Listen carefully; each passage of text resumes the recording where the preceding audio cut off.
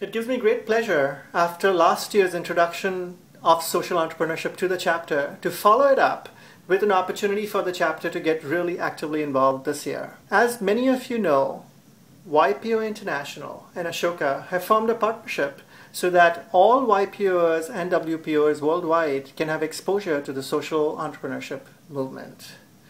Today, you will meet 3 successful Ashoka entrepreneurs who have made incredible changes and differences in the communities that they live in. These entrepreneurs are looking for a board of advisors. That's where you come in. I really cannot think of any better way for you to join this movement and make a difference. After a very brief introduction, you will then have an opportunity later today to have a session where you will learn more about each of these entrepreneurs. You can then choose which fellow or entrepreneur you would like to most get involved in. I encourage you to attend that session. I would now like you to meet Vera, Conchi, and Greg. In Rio de Janeiro, we have around 10 million people. 1/3 of the population live in the miserable condition. If something happens to these families that live below the poverty line, they have no slack.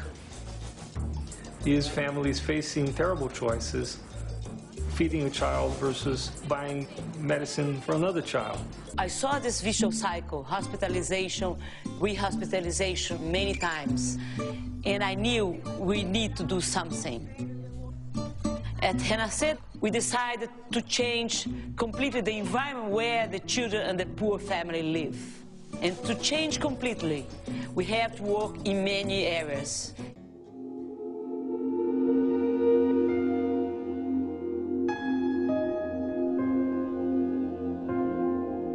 I had seen a lot of this public housing residents really live in squalid conditions, die by themselves, found dead several days afterwards, and I thought I wanted to change that.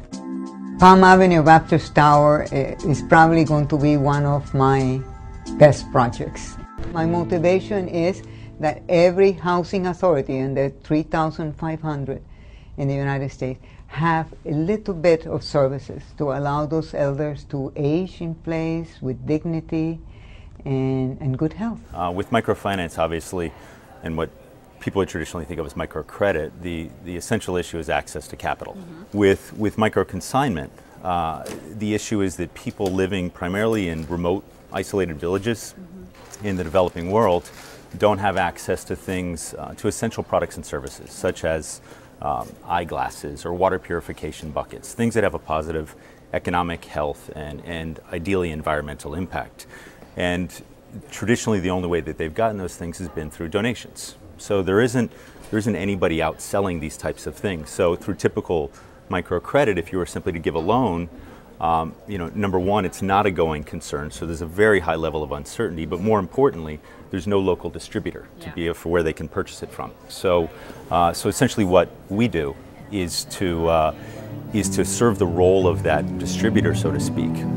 America's Gateway, join us on April 9th to meet Vera, Conchi, and Greg in person, and also to meet our newly formed Board of Advisors. Thank you very much.